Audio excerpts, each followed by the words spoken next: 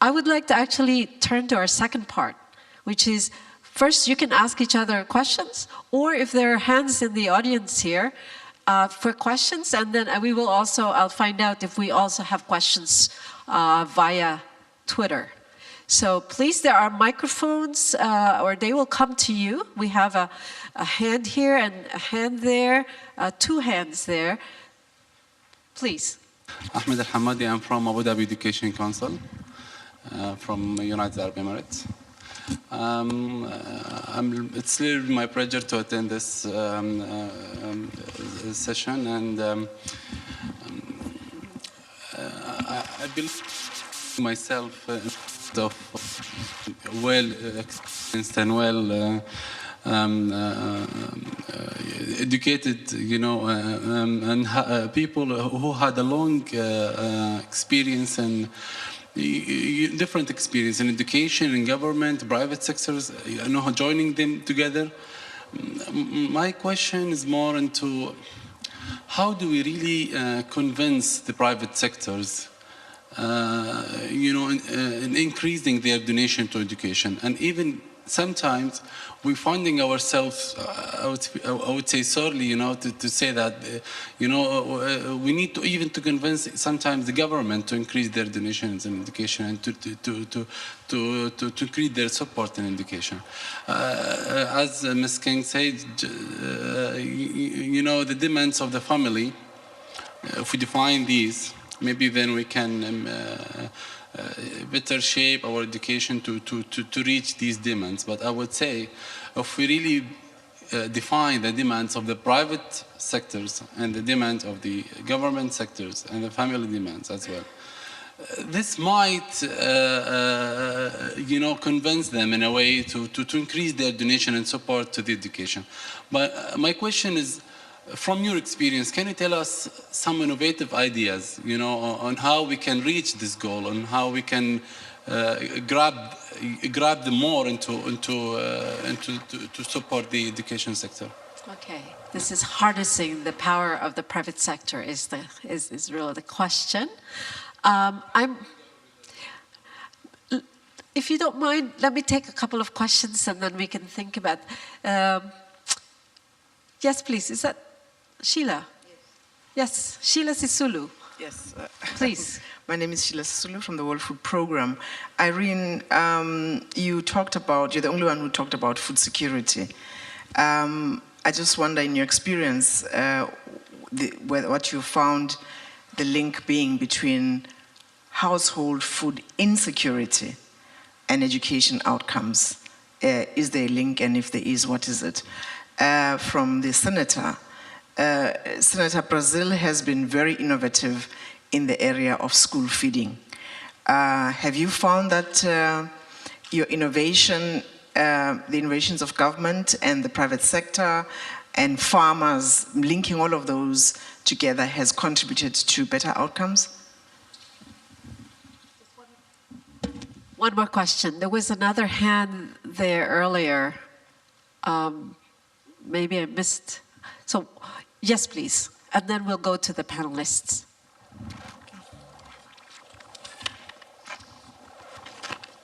Good morning. My name is Adla Sabri. I am principal of a private school for learning difficulty and slow learners. My question for the Senator is that keeping students attending school till finish the high school is the biggest challenge for many countries. And you have mentioned something about saving accounts that will not be touched until he finished the high school. And I think this may be, I want to ask who is putting this saving accounts? Is it the government or parents or guardians? Thank you. Great. So, Irene, you go first, and then we'll go through the panelists. Yes, thank you very much. The two questions. I'll start with the one about food, the impact of food insecurity and I think livelihoods really of households on access to education. There is no doubt that there is a connection because kids, young people who are hungry cannot study for starters. And also the level of poverty in a family will have an impact on the ability of the kids to access school at all. So there is a direct link between the livelihoods of families, the well-being of families, and the food issue at home, and the impact on education. So it's important to have programs and for governments to take up programs that address that as well. And of course, that then brings in the issue of financing. I think once again, a good example is in Brazil, where some years ago, I visited some programs in Bahia, which is one of the poorest states in Brazil, where there are programs to provide food for children to enable them to come to school. Earlier on, when we were talking with the senator, he talked about some of the challenges around that, where there is a need to look not just at having food so that the children can come into school and concentrate on their studies, but also to ensure that the quality of the schools themselves is high, so that the kids come and stay for the learning as well. So there definitely is a correlation between poverty, income, livelihoods, food, and education. It's a whole integrated thing. I'd link that to the second question that was asked about lobbying governments to make decisions, and also private sector to provide support. I think one of the core challenges for the education sector is financing. There is no doubt about that.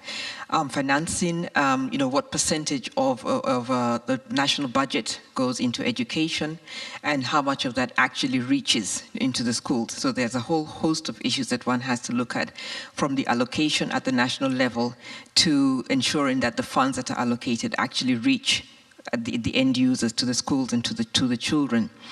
I think the advantage of the success of advocacy around that is to ensure that both governments and the private sector see the clear win in prioritizing education.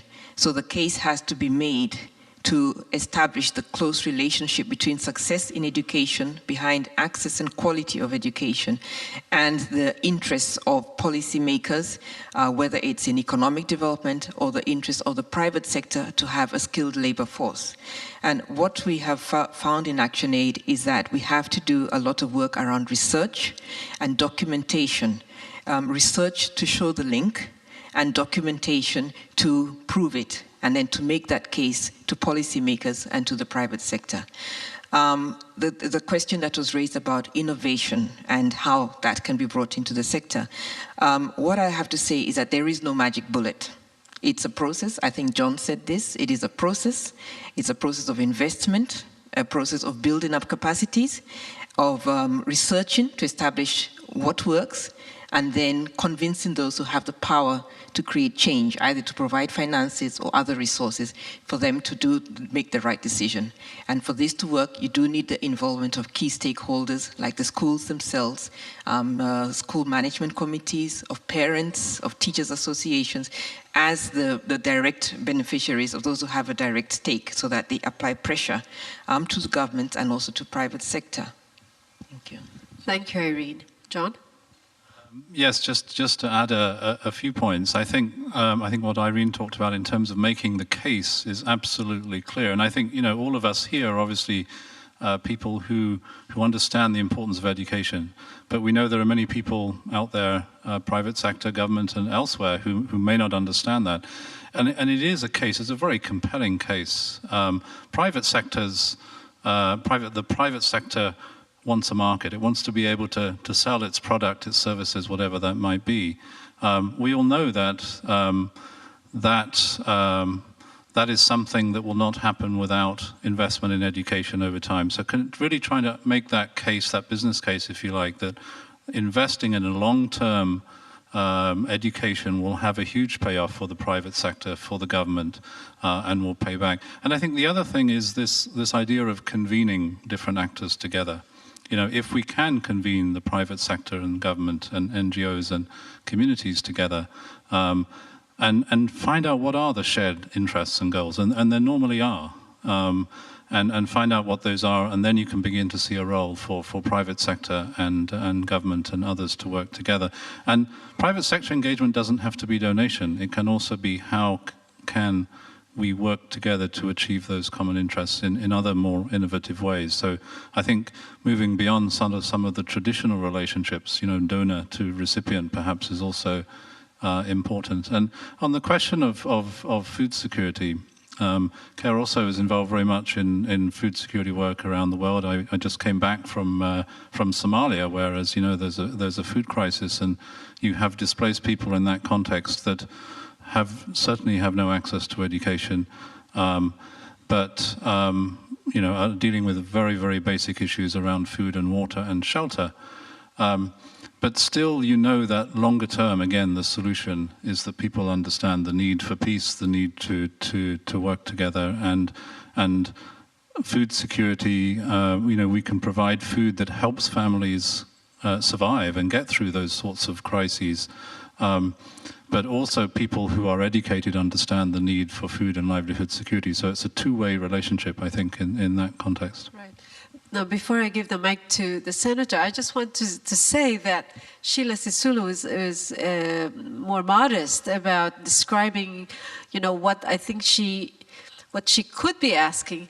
The World Food Program has been innovating as well, changing its model of change through feeding, through the nutrition and feeding, school feeding programs, and involving communities much more, and involving even the sort of the local private sectors. So the World Food Program is an innovator as well as in this field. Senator, about Tupansa Escola. Yeah, 3 questions. I'll start for the last one. Who pays for that? The saving school. If we want that for the whole children in Brazil, it has to be the federal government, because we have 50 million children. If we put just $50 by the end of the year, it would be $2.5 billion. But we can start with 1 child. Personally, we can do. We just need $500. 2 children, $1,000.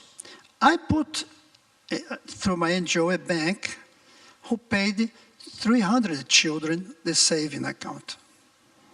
It worked very well. Even because the bank keeps the money. It's in a saving account.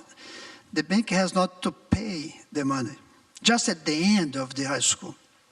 And this brings me to the first question, how to convince people. I think that we have to make some steps. One is to try in a small scale. 1, 2, 3, 4 families, and to show, listen, it works. Second, anyone likes very much what they learned through the media. If you have one of these programs, and if you have a news about the program, be sure that a lot of people come to help. I remember very well that Bolsa Escola, that means school scholarship to pay per family to have the children in school, the other politicians, they didn't care about. Up to the day, Time magazine made a news about that. December 1995. After these days, everybody looked around to see what's that, how to do the same. I was doing for 1 year. And third, advocacy. You have to make a lot of advocacy. I want to profit of that to say, WISE should advocate a kind of a global program for education in the world. We had the Marshall Plan for industrial recuperation of Europe. We can have a Doha program or WISE program, globally speaking. And finally, the third question, the outcome of all this program. From the point of view of bringing children to school, it's a wonder successful. We have almost all children in school today, every one of them, almost. But from the point of view of quality, we did not improve very much.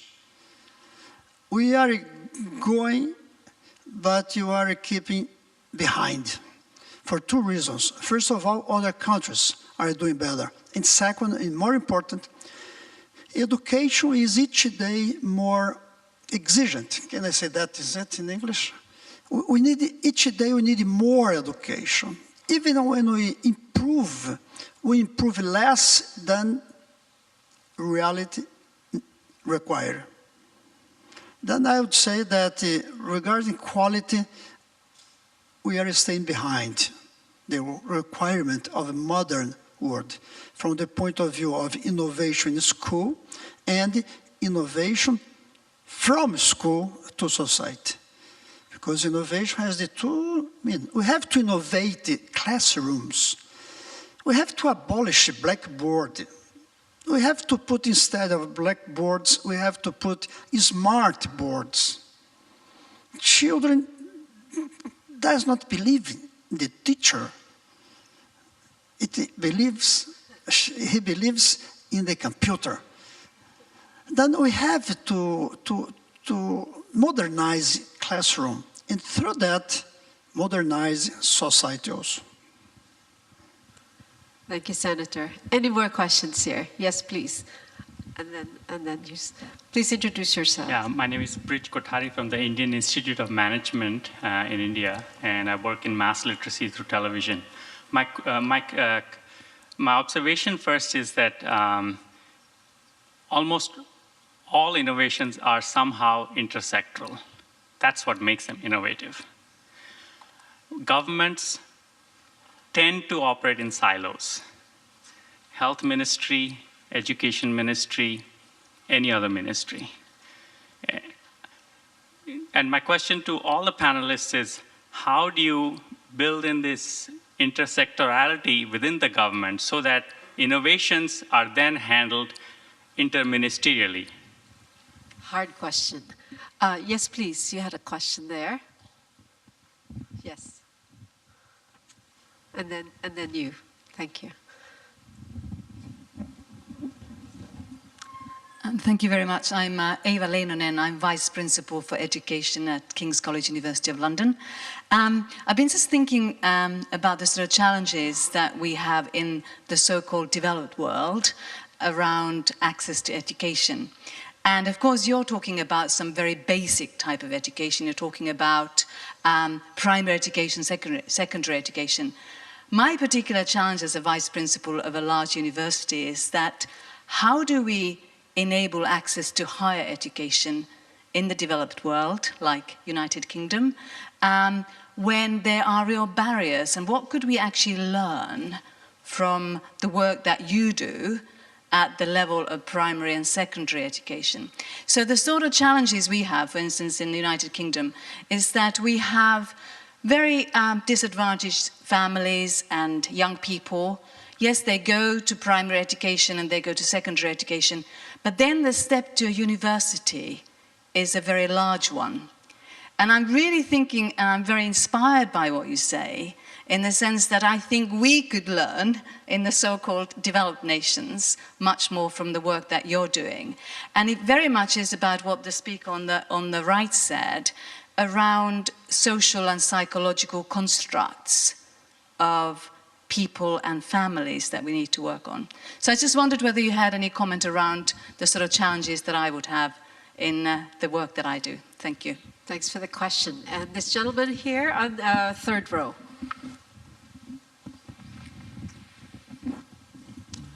Thank you. Stephen Harris from the Sydney Centre for Innovation and Learning.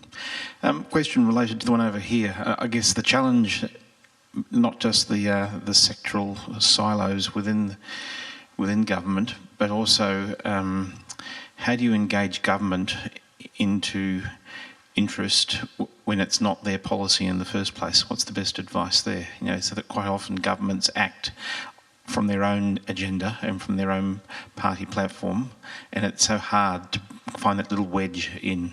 So I guess it's piggybacking on the other question. Thank you. So how do we force government? How do we use your programs, your initiatives to force governments to actually work across sectors? And we'll get it from the NGO side before we go to the government side here.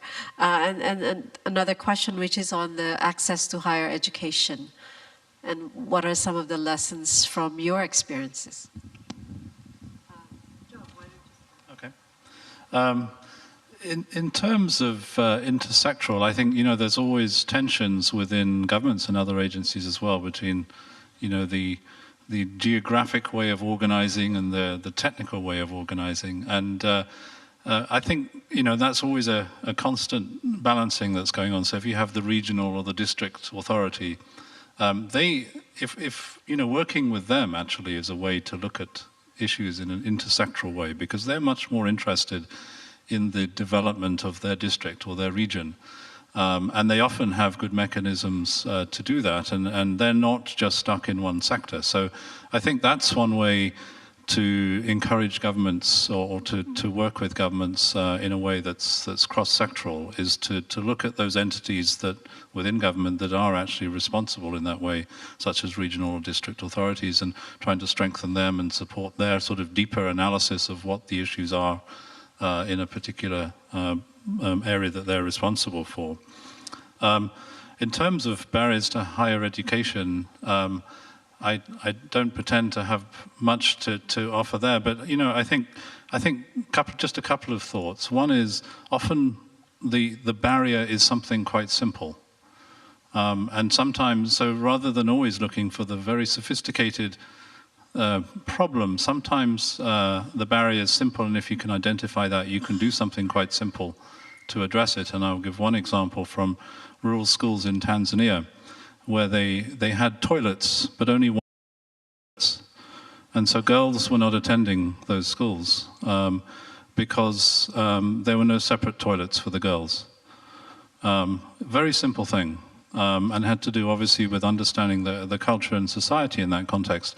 So if you can build separate toilets for the girls, that barrier is overcome and access can increase. So sometimes looking for those simple barriers and trying to overcome them. Secondly, I think this idea that, in international development now, this increasing partnership across different sectors, so government and private sector and so on. And again, I don't, as I said, I don't pretend to understand what the barriers are to higher education in a developed country context like the UK, but economic barriers, I would assume, are part of that, and how, again, the private sector can be involved in helping to contribute to overcome some of those barriers. Thank you. Irene? Very interesting questions. I think there's a lot to discuss. I'll start with the one about the silos. Sad to say, I don't think the silos and working in silos only affects governments. I think you find in any large organization that there is that kind of tendency to focus inwards. So maybe it's something to do with the way human beings think. But certainly, as you said, dealing with the issues in education requires an integrated approach, and there are many different aspects to it that would not only be resolved within, say, the education ministry itself or in that sector. What we have found in ActionAid is that we have to look at it as a development issue. And so the approach that we take in working with governments is to try to align or to enter through the National Development Program approach.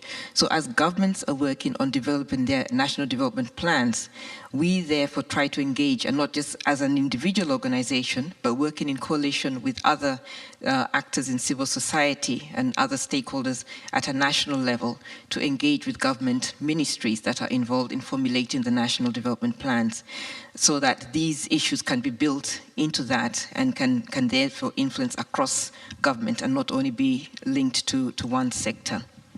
The other thing also is just having consultation and continuous dialogue with the officials in the government ministries and the relevant ministries, and make them much more aware about the multifaceted nature of the situation. So it's a continuous thing of engagement. The other thing that I could talk about relating to access to higher education, certainly the challenges that are faced by disadvantaged children, disadvantaged students, may seem to be different on the face of it in different parts of the world, but often when one gets to the gist of it, you'll find that the challenges are quite similar. I think as John has tried to allude to that, the issues that create exclusion, they may be economic, they may be psychological, they may be social. So the important thing is to understand that and to see the link between the access and the performance in school and the environment outside of the school. One of the learnings which I mentioned earlier for us in Action Aid is that there is need to engage with the families where the students come from and to engage with the communities so that there is support that is given to them and there is a recognition of the importance and the value of education so that you have that support coming from the family as well. Besides this, you'll find that the other thing we found is that there may be barriers related to access. It might be things like just physical infrastructure, physical access. That might not be the case in the UK, but it may be important to find out what other issues are there that are creating the barriers besides the family environment itself.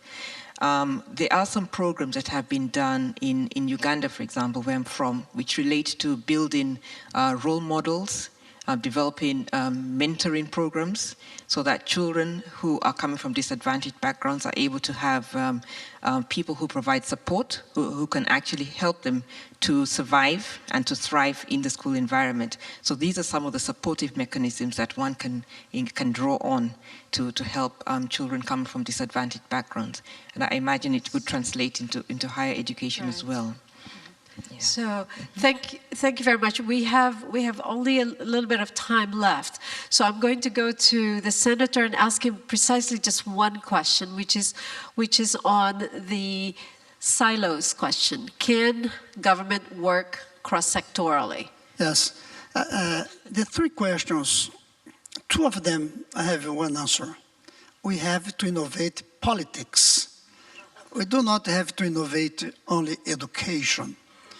We do politics almost the same way as in ancient Greece, in the classical world. Politicians look for votes, not for solutions. The solutions is the way to have votes. And each one looking for votes is kept in his area. The Ministry of Education does not discuss the solution with the Ministry of Health, because they are looking for votes. How to educate politicians?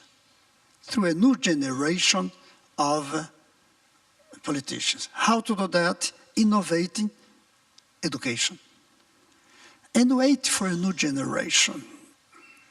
Even a generation of politicians with a global feeling and not only local feeling.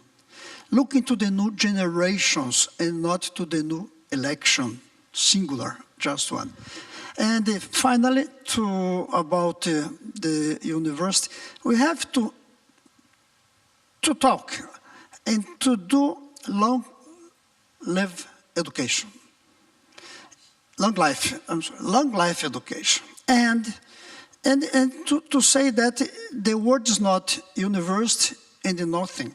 We have to create some area after high school, before university, parallel to university, that most of the students that is going to university can go and can be happier than at the university. As the last point, I just want to ask the panelists just a couple of lines, not more than 2 seconds. What should WISE be doing, do you think, in education? Which actually the senator started to say, he started to mention something like a la Marshall Plan. So I'm going to start with the senator just to say a couple more words about that before I go to the other speakers. We have more than 1,000 leaders of the world. We have 120 countries. We have to cry to the world. Say we need a global plan to put every children everywhere at school and good schools. That's possible. It does not cost more than the Marshall Plan cost. That's possible. And perhaps Doha is the place to cry. That's a real challenge. Thank you, Senator. I think, first of all, I think it's a wonderful forum for learning, for all of us, for learning from each other, from the different experiences. And that in itself, I think, is a very powerful thing that WISE is doing. But I agree with the Senator. We need to take that learning and we need to use the collective power that we all have to then say something more than that at the global level. Thank you, Irene. In addition to that, this is a platform that brings people together. I think we can learn from communities. Let's see how to make education relevant to communities, something that can directly translate into better lives for the communities and particularly for those who are disadvantaged, and continue to champion education because not many people are doing it through promoting resourcing of education and building up capacity of those who provide education, like the teachers. Thank you very much. One lesson from me about this, this is about social entrepreneurship, about the importance of innovation in education and other sectors. There was one thing that came out from this discussion which I'd like to highlight, which is everyone was talking a little bit about learning from those innovations. I think, John, you said it the strongest, that when you pilot, you have to have to be an advocate, you have to actually measure whether things worked. You have, and the lessons from that is the message that can go out. Every one of you actually had said something like that. And I think that is, as we think about the importance of this forum, we exchange ideas, the new ideas. But I think next time we come here, it would be good to actually bring evidence from the field about what worked, what didn't work, and why. And I think that is something that we can think of as we come to this forum every year, is what did social entrepreneurship, what did the innovation produce in our communities and in our countries. So first of all, by the way, let's give our panelists a big hand. Thank you very much.